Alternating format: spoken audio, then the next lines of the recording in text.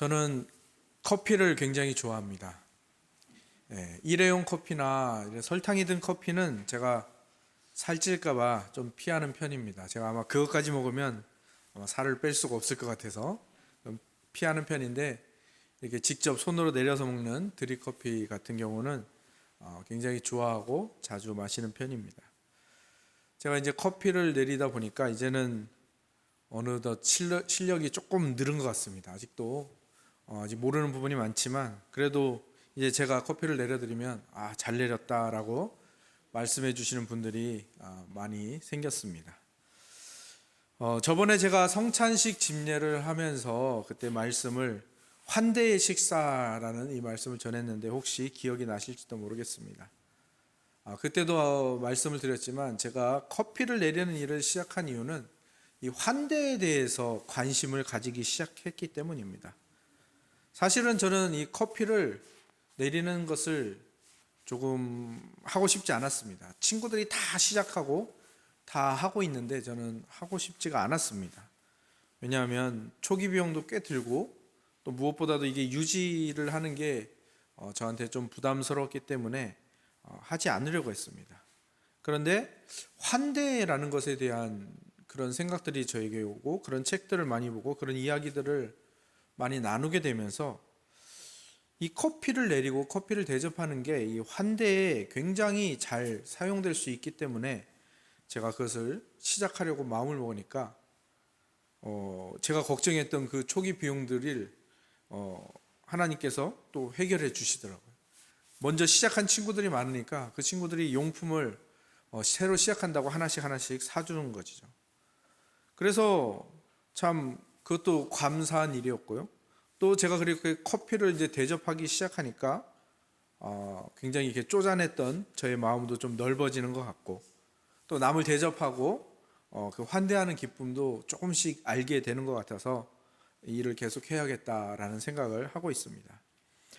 환대, 이 환대가 무엇이길래 저의 이런 부분을 바꾸어 놓았을까? 이 환대에 대한 말씀을 오늘 이 누가복음의 말씀을 통해서 여러분과 함께 나누고 싶습니다.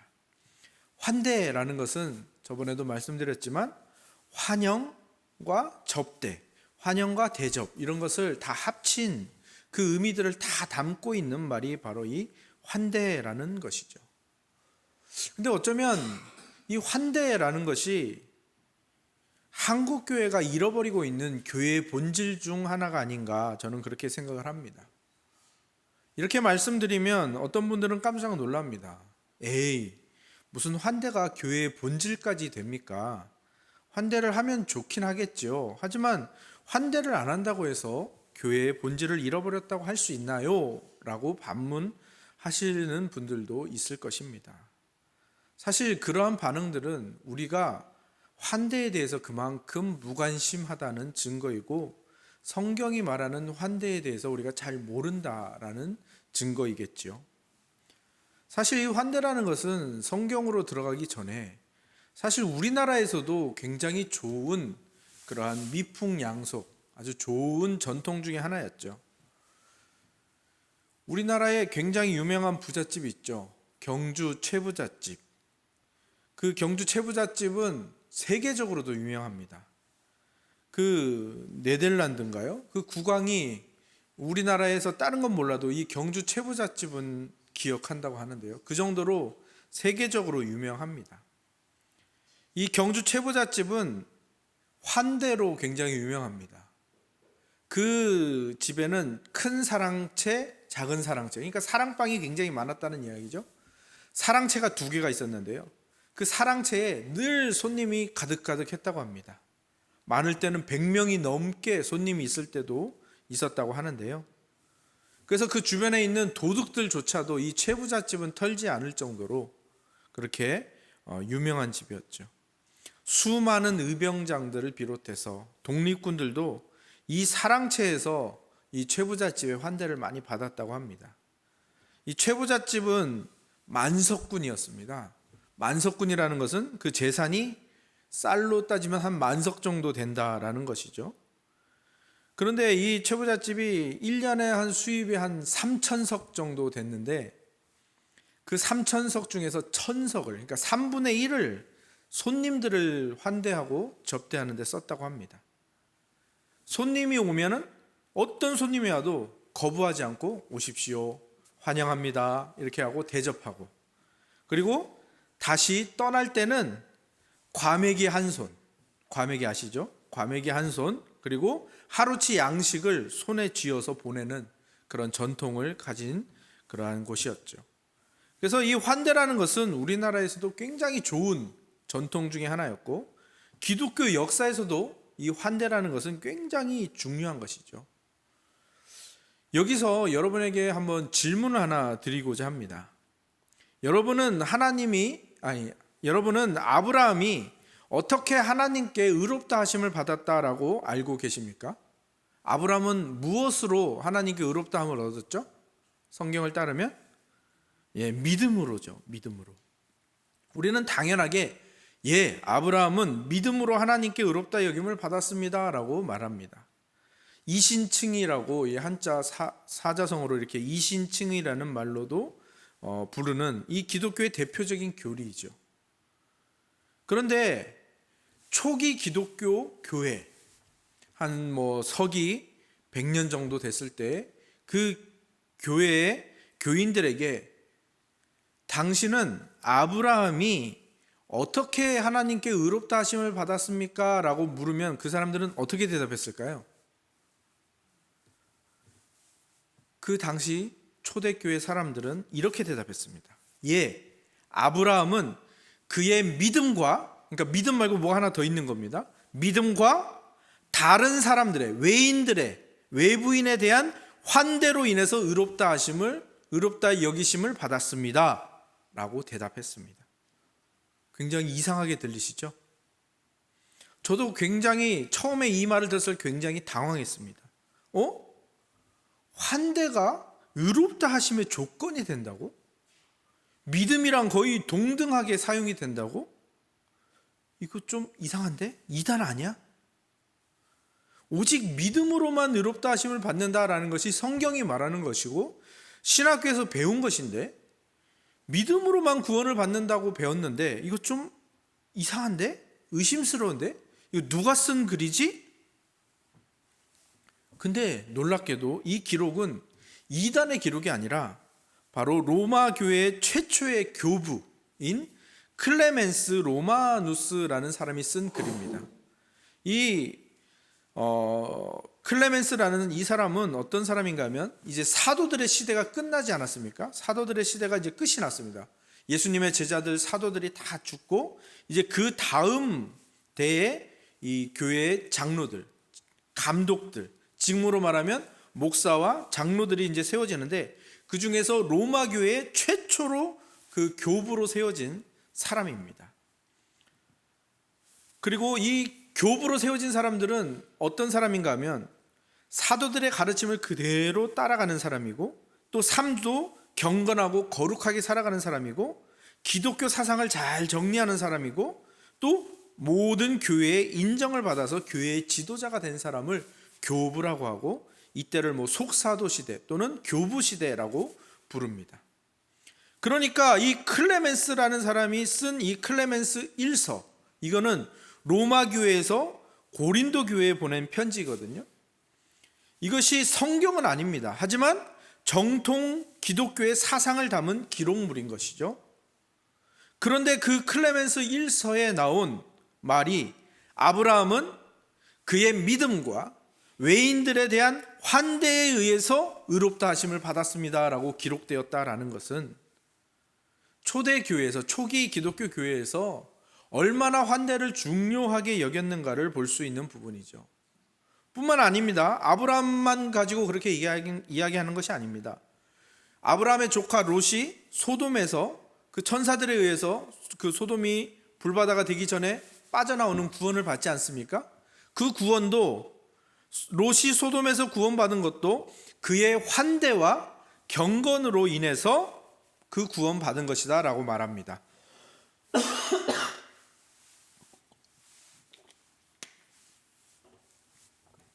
또 우리가 잘 아는 라합 아시죠? 이스라엘 백성이 이제 출애굽해서 가나안을 정복할 때 기생 라합을 통해서 그 여리고성을 정복하지 않습니까?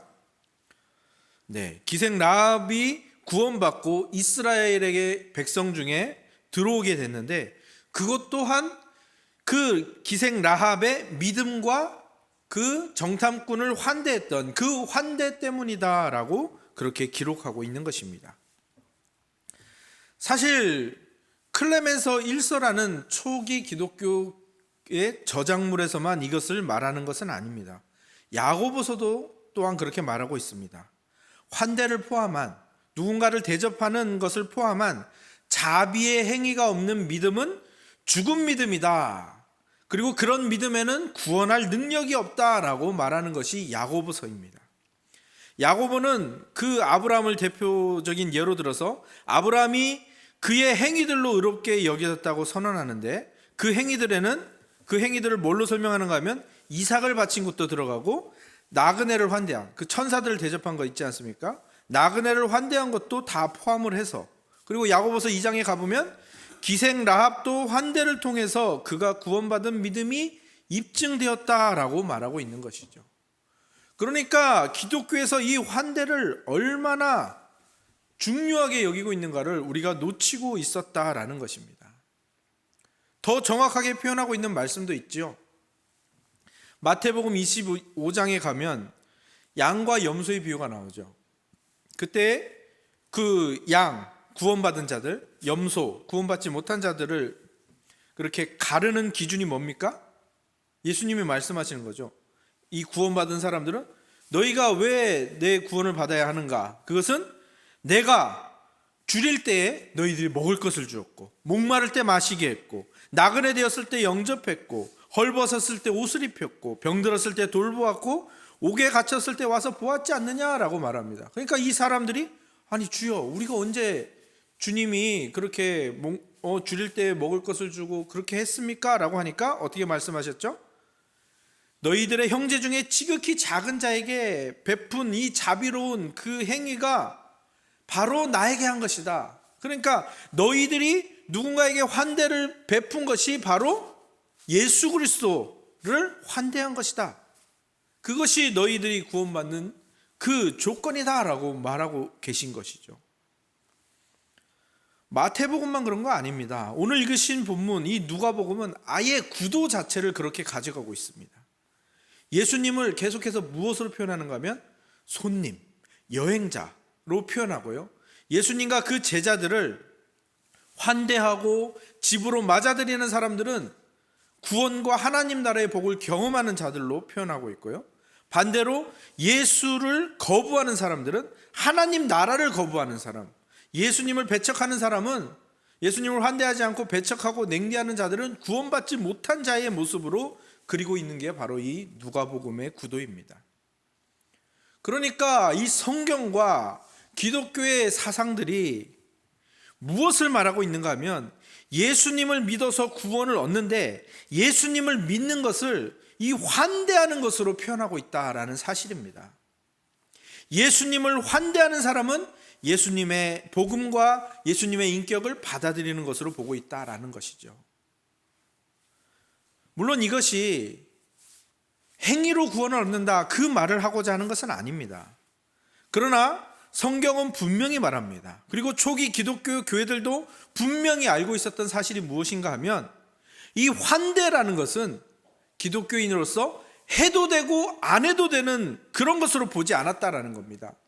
기독교인이 선택할 수 있는 선택지로 보지 않았다라는 겁니다. 우리는 환대를 할 수도 있고 안 할 수도 있다라고 생각하지만 성경은 그렇게 말하고 있지 않고 초기 기독교의 교회들도 이 환대라는 것을 내가 할 수도 있고 하지 않아도 되는 것으로 절대 보지 않았다라는 것입니다. 오히려 어떻게 보았습니까? 구원받은 자에게 반드시 나타나야 되는 증거가 바로 이 환대이다라고 말하고 있었다라는 것이죠. 어떤 신자가 구원을 받았다면, 예수 그리스도의 인격과 복음을 받아들였다면 그에게는 반드시 어떤 모습이 나타난다고요? 환대의 모습이 나타나야 한다고 그렇게 생각을 했다라는 것입니다. 그리고 저는 여기에 전적으로 동의를 합니다. 여러분 어떠십니까? 여러분 구원 받으신 분들이죠. 그러면 여러분들에게서 외인과 형제와 이웃을 환대하는 모습들이 여러분에게서 나타나고 있습니까? 쉽게 대답할 수 없는 우리의 현실이죠. 그래서 저는 오늘 본문을 여러분께 소개해 드리는 겁니다. 이 본문 보시면 우리 16절에서 21절을 같이 한번 읽어볼까요? 16절에서 21절입니다. 함께 읽겠습니다. 시작.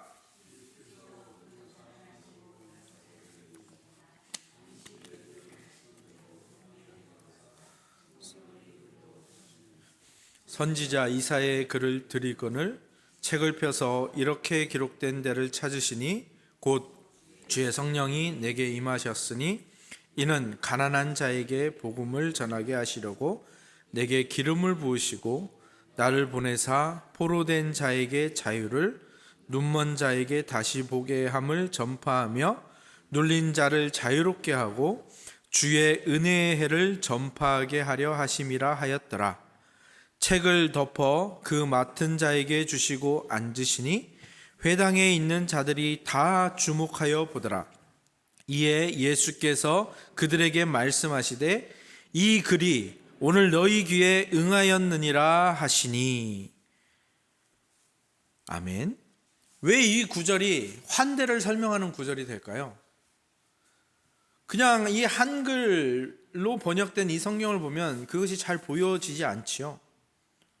그런데 이 중간에 이사야서의 말씀이 나오는데 이 이사야서의 말씀 보시면 주의 성령이 내게 임하였으니 이는 가난한 자에게 복음을 전하게 하시려고 내게 기름을 부으시고 나를 보내사 포로된 자에게 자유를 눈먼 자에게 다시 보게 함을 전파하며 눌린 자를 자유롭게 하고 주의 은혜의 해를 전파하게 하려 하심이라.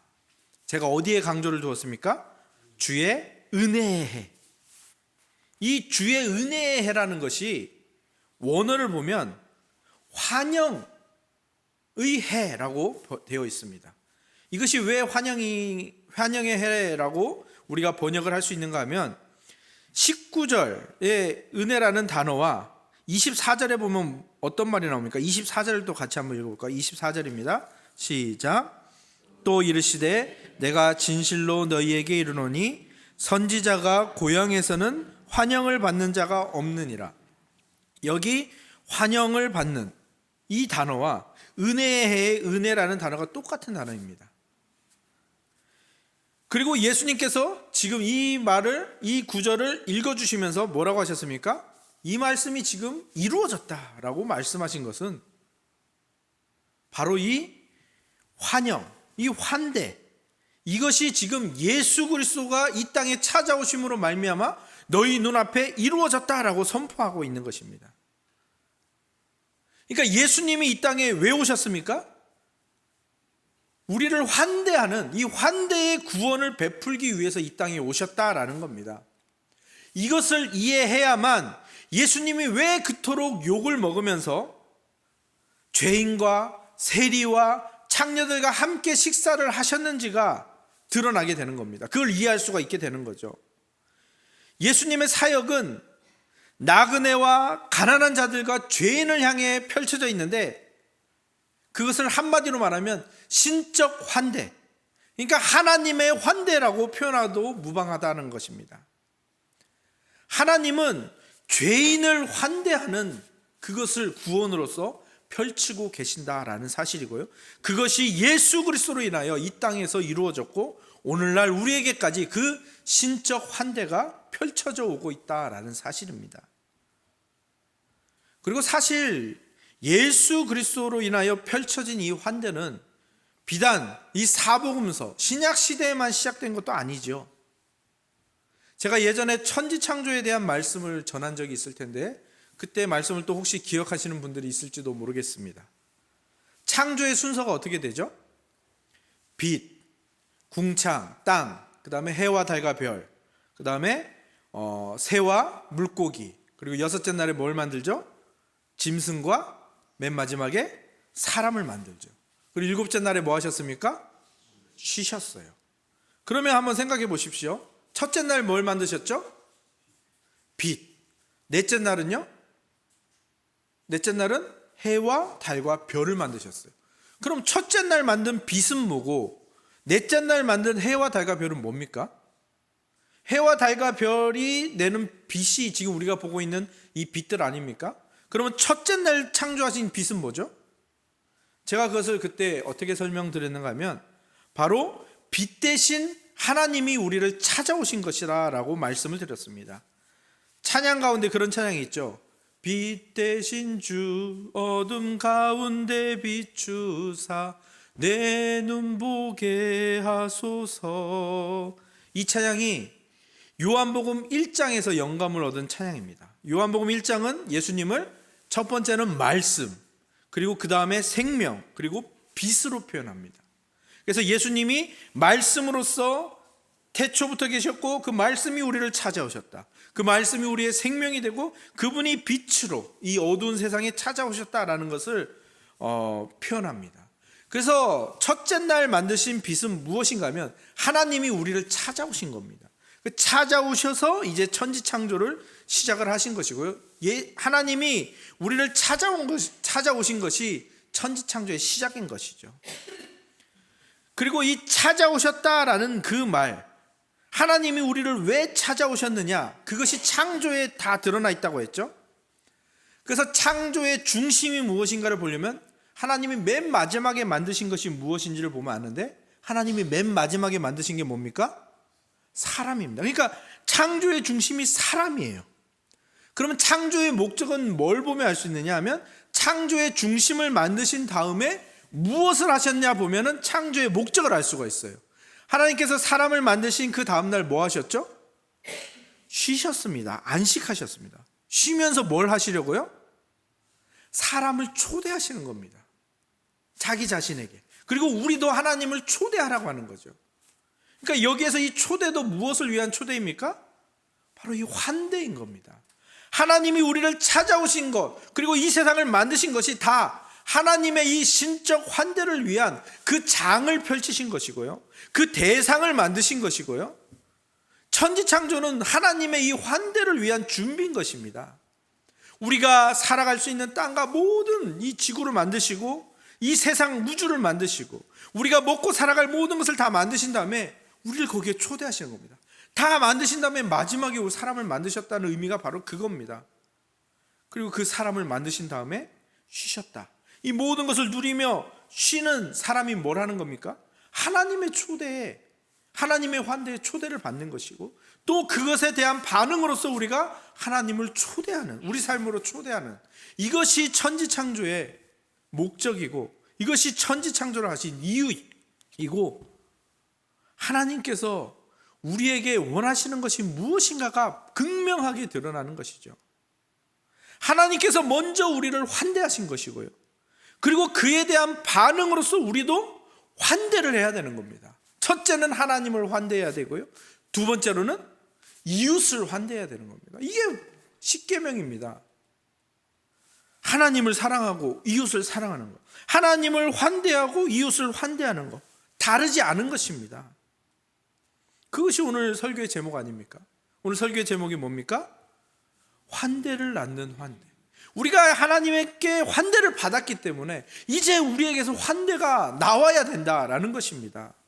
그것이 구원받은 자의 반응이고 구원받은 자의 삶인 것입니다.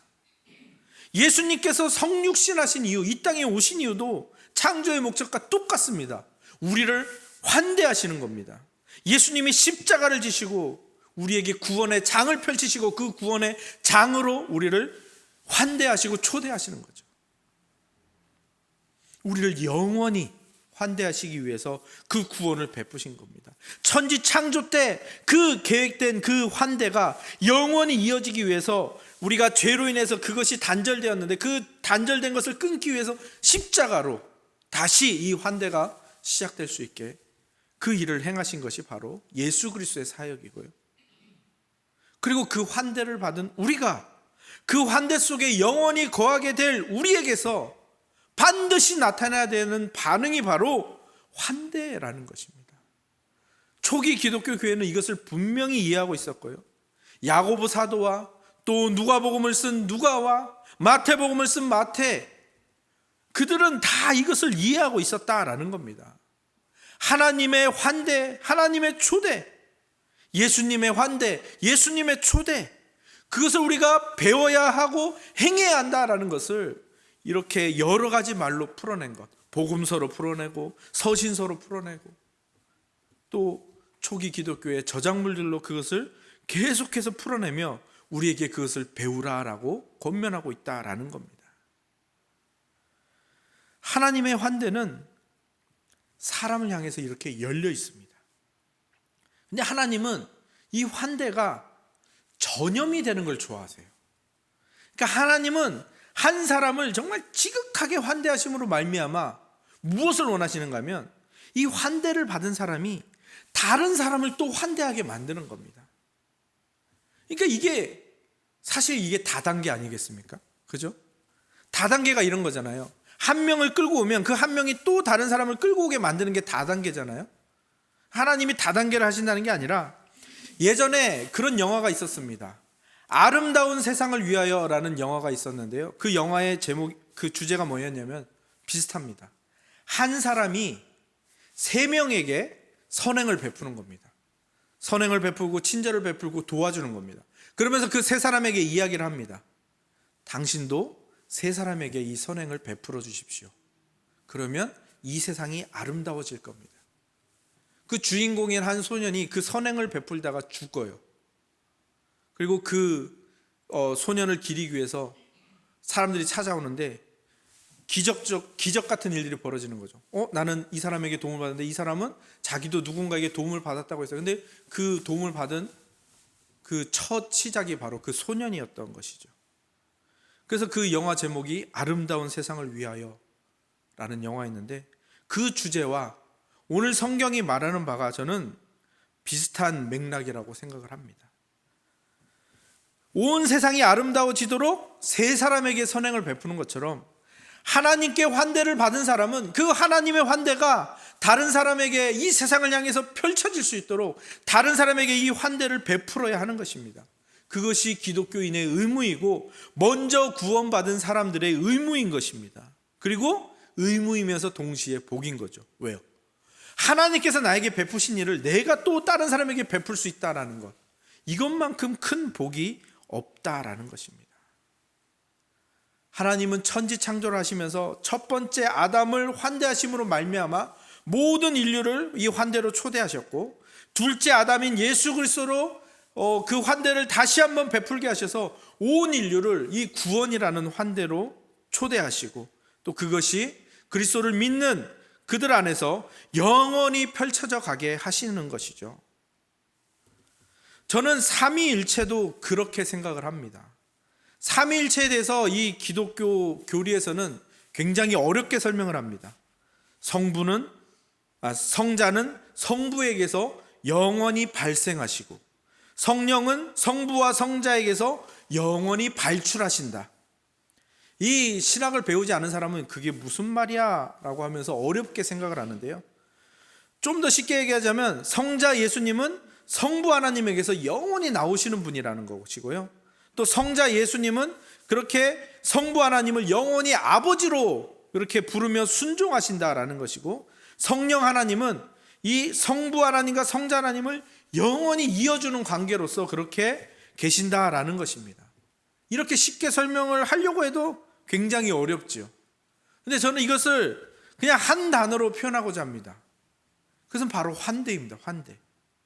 무슨 말인가 하면 성부 하나님은 성자 하나님과 성령 하나님을 정말 완전하고 영원토록 환대하고 있는 겁니다.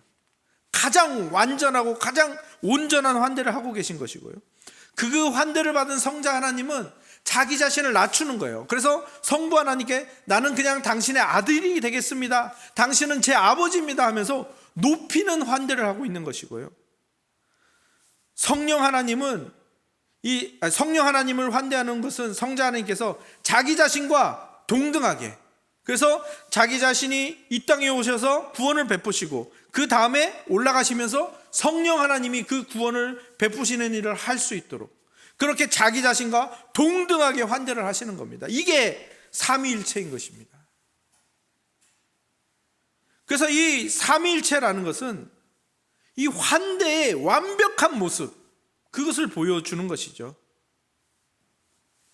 그래서 이 삼위일체 하나님을 믿는 사람은 이 환대를 배울 수밖에 없고요, 이 환대를 행할 수밖에 없는 것이고요, 이 환대를 자기 것으로 여길 수밖에 없는 겁니다. 그렇기 때문에 우리가 자기의 믿음을 점검할 때 내가 기도를 얼마나 하고 있는가, 내가 예배에 빠지고 있지 않은가, 이런 것들로도 점검할 수 있겠지만, 더 중요한 것은 무엇인가 하면 환대의 모습이 나에게서 나타나고 있는가 없는가, 그것을 반드시 확인해야 한다는 겁니다.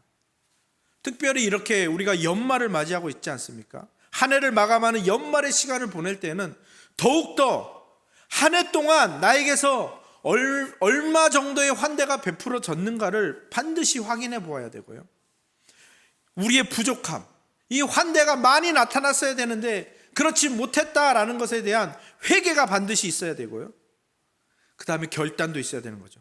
내년에는, 다음 달에는 나에게서 더 많은 환대가 나갈 수 있도록, 그래서 하나님께 받은 환대가 내 안에 머물러서 그냥 썩어져 없어지는 것이 아니라 더 아름답게 펼쳐져 나가야겠다, 그것이 하나님께서 나를 환대하신 목적이다, 그러한 결단이, 그리고 그러한 계획들이 있어야 하는 것입니다. 교회를 통하여 하는 것, 또 개인을 통하여 하는 것, 이러한 계획들이 있어야 하는 것이죠. 저도 환대에 대한 계획들을 세우고 있습니다. 선교사 한 분을 정기적으로 후원하는 일을 제가 잠깐 그쳤었는데 다시 시작하려고 합니다. 그리고 특별히 믿지 않는 친구, 그리고 믿지 않는 군대 후임들, 여전히 만나고 있는 친구들이 있는데요, 그들을 주님의 환대로 초대하는 일들을 계획을 하고 있습니다. 그래서 바라기는 내년 연말에는 제가 그 2020년 1년 동안 나눈 환대에 대한 그 간증을 하는 그런 일이 있기를 소망하고 있습니다. 여러분들도 삼위일체 하나님께 받은 환대에 분명히 감사하는 일들이 있어야 되고요, 그 다음에 그 받은 환대를 여러분 주변에 환대를 해야 된 이들, 환대가 필요한 이들을 살펴보시고 돌아보시고 그 환대의 길을 여러분들도 걸어가셔야 합니다. 이 일에 동참하셔야 하는 것입니다.